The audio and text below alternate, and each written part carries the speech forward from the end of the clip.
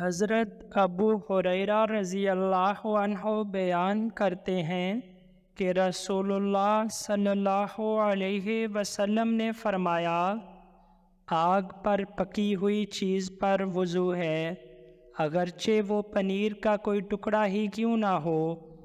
اس پر حضرت ابن عباس رضی اللہ عنہ نے ان سے کہا، ابو ہریرہ، کیا ہم گھی اور گرم پانی کے استعمال کے بعد بھی وضو کریں؟